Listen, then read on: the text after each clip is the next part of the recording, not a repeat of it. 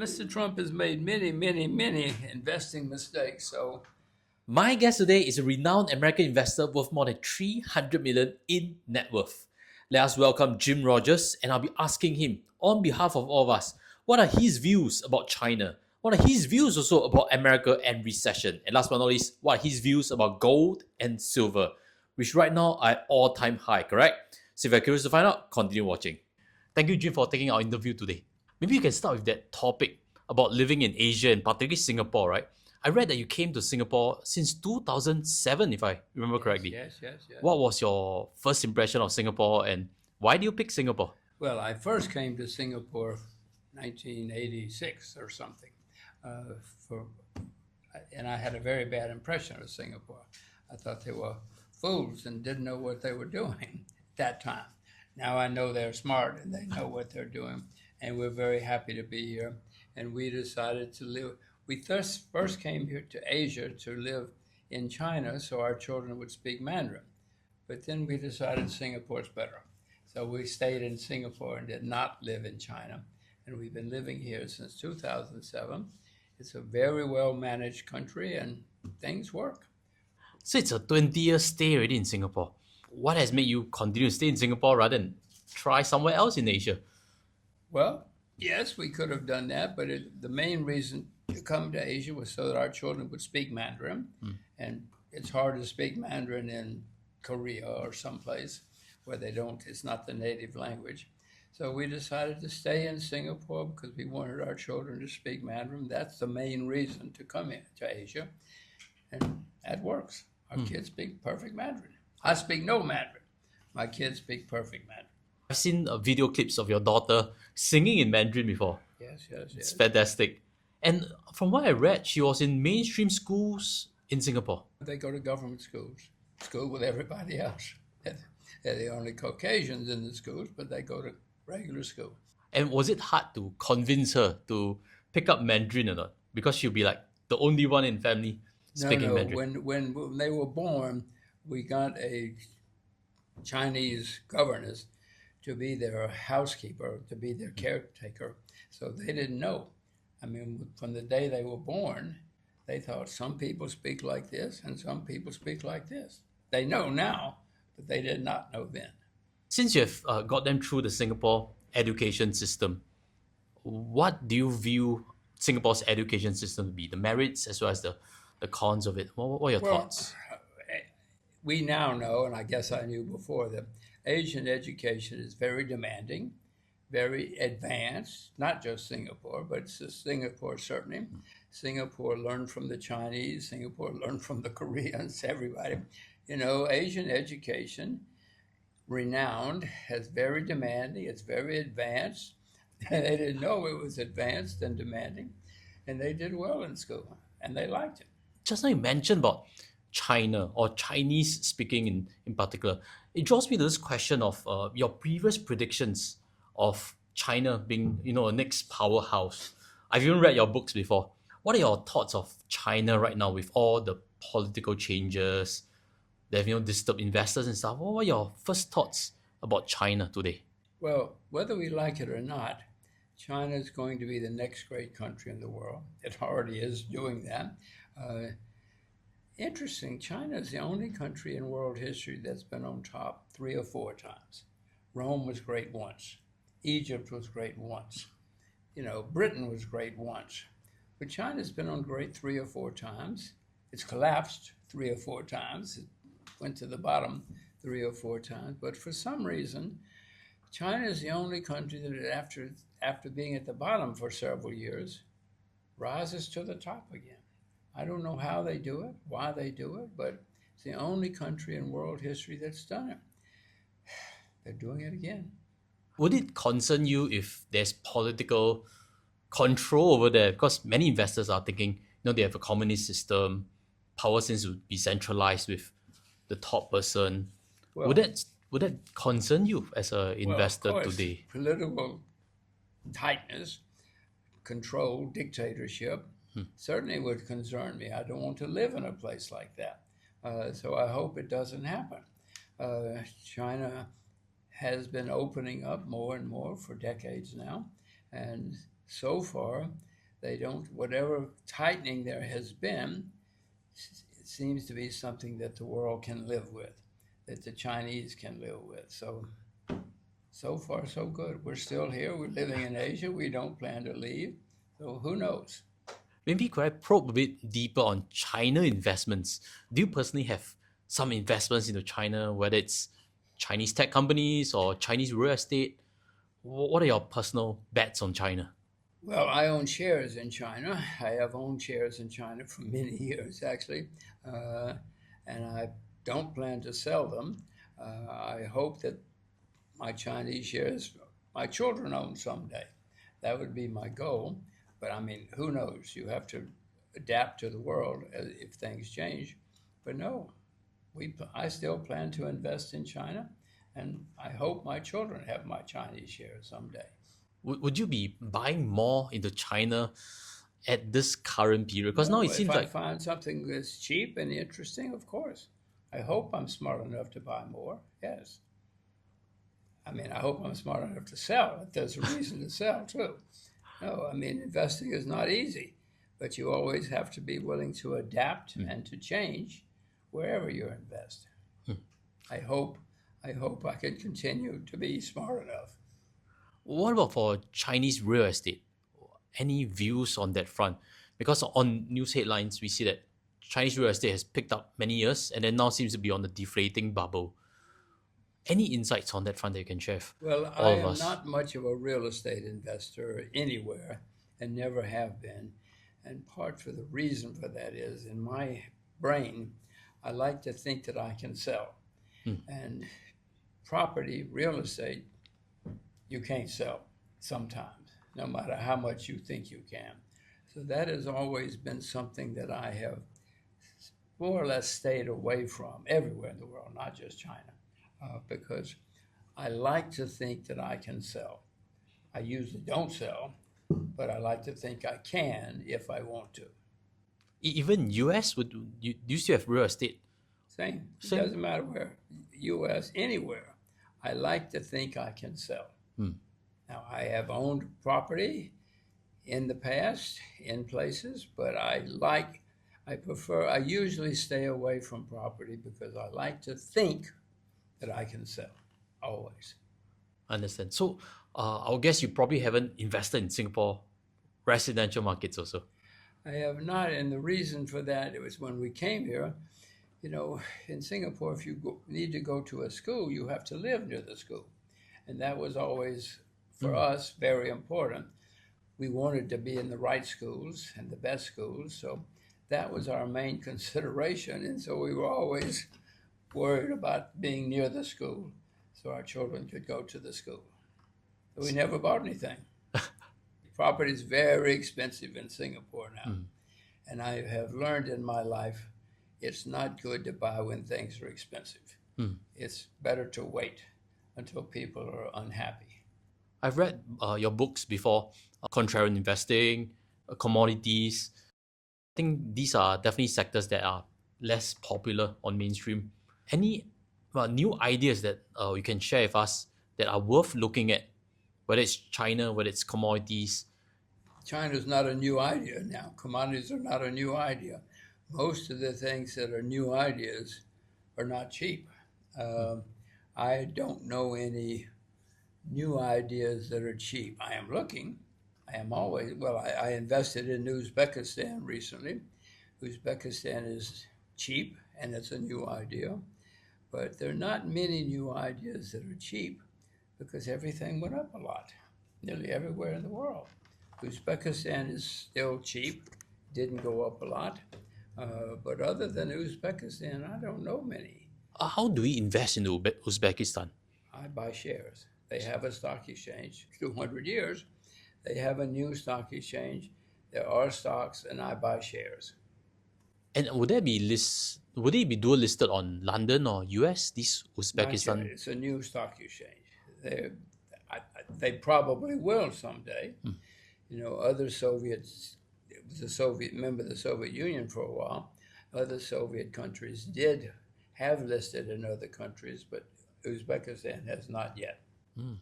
Well, what about for Singapore shares or Singapore companies? Are there any names that, or Singapore startups maybe also? I own Singapore Airlines.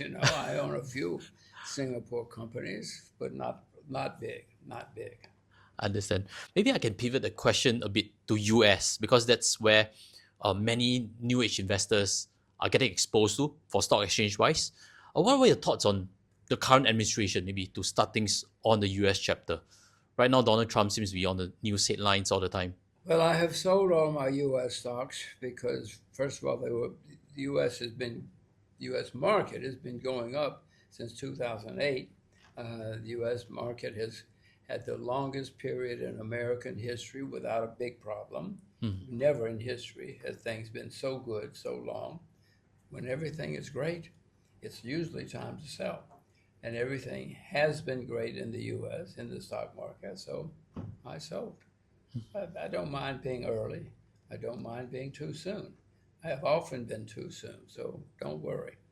I make mistakes. You want to hear about my first wife? What a mistake that was. I make many mistakes. On Donald Trump, is there anything that your views on what is his tariff war, tariff strategy Tariffs thing have that's never been good bugging in the history. headlines? There's been very few times, if any, in history when tariffs have been good for a country, for any country. And I much prefer open markets, free trade. Free and open trade is best for most countries throughout history. Tariffs have never been good for a country. Maybe a few people for a few days, but no, tariffs have never been good for any economy. And I don't see how these can be for America either, even for Mr. Trump. So I don't approve of Mr. Trump's tariffs. He doesn't care. He doesn't know if he's right or not. He thinks he's right. He always thinks he's right. We'll see. In your view, would there be a bigger risk of recession because of his changes? Or it's just overblown on the media? America's overdue for a recession. We haven't had a recession in the longest period in American history. So the next recession has to be very bad. The debt in America has skyrocketed in the last few years. So the next recession has to be very bad. Doesn't matter who's president, The next recession is going to be very bad in the U.S. The worst probably in my lifetime. Because the debt has skyrocketed so much. I see right now that he's also not only waging war on the tariff part, but also with the Fed. What are your key thoughts on central banks and to this issue of... Well, central banks are supposed to be neutral. They're not supposed to be influenced by the government. They're supposed to be just neutral economists and neutral bankers doing what's best for the country. Supposed to be that. They're not always that way. I would prefer to see a central bank independent of the government, and that's what these guys have been. I certainly don't want Mr. Trump, but I don't want any government to be controlling the central bank. So I think that these guys will continue to be independent. You can ask me later. But so far, they're still somewhat independent. Donald Trump came in, everybody would say the stock market is going to be, all good and all. And then next thing you know, this first drop and also. Mr. Trump has made many, many, many investing mistakes. So I don't like to listen to anybody. I certainly don't like to listen to Mr. Trump about what to invest in. Definitely. Definitely. He's president, so he can make things happen. He doesn't necessarily know what he's doing. Right. If you've enjoyed the discussion so far, help us smash a like button and press on the subscribe. With that, let's go back to the interview with Jim Rogers. I've seen certain quotes they mentioned before on fiat currency. You have concerns about it. Also in crypto space, Bitcoin has been something that is against this. What are your views on cryptocurrency and Bitcoin? I have never bought nor sold any cryptocurrencies. Who knows? That doesn't mean they're good or bad. I don't see any practical, realistic use for cryptocurrencies except as a trading vehicle. I'm not a trader. I don't care. But many people are. And some people have had very good luck, good success trading cryptos, which is great. If you can find anything that you can trade successfully, do it. If it's cotton or wheat or whatever it is, you do it. Because anything that you can trade successfully will make you prosperous and successful. So I urge you to do it.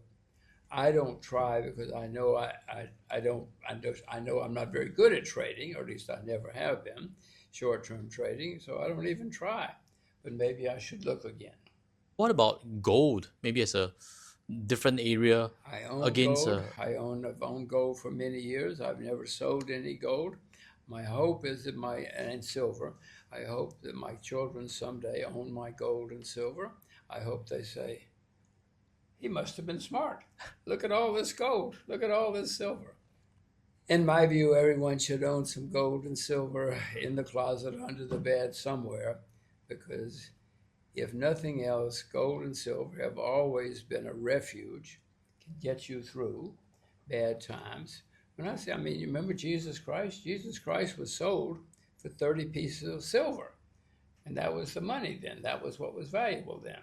It still is in many parts of the world. Gold, too. Gold and silver have often been the major store of value, the store of exchange, and they are now. And I don't see any reason. Maybe the world is going to change, but probably not in my lifetime. So I hope that someday my children have my gold and silver. Would you own gold in ETF form or a gold mining company other than the physical gold itself? What Both are of your views? those are acceptable ways to own. I prefer gold itself, gold coins. I have a lot of gold coins. I have silver coins. That for me is easier. If there's a problem and you have your money in gold ETFs and you go to the grocery store, the grocery man's going to say, I don't know I don't know about this. But if you go to the grocery shop with silver coins, he's probably going to know. He's probably going to take your silver coins. That's not necessarily true of your silver ETFs. Nothing wrong with silver ETFs. It's just that I prefer the real thing. Would you be buying more at this current moment? Because both of them are close If to they all-time go highs. down, Yeah. gold is at an all-time high, so it's unlikely that I would buy more right now. But if it goes down, I will buy more. Silver, I bought more silver last week. It was down, so I bought more silver last week. Physical silver coins, Yes. particularly. And you have probably a dealer or a source where you... But I buy silver coins in London and New York, and there are other places besides Singapore. Okay, so There are many silver coin dealers in the world. so if I hear correctly, gold is at all-time high. Probably from a contrarian view, there are better times to buy it and hold it. For me, Silver no.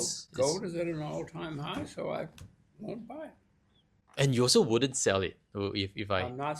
My gold is never for sale. As I say, my children someday, I hope, will own my gold.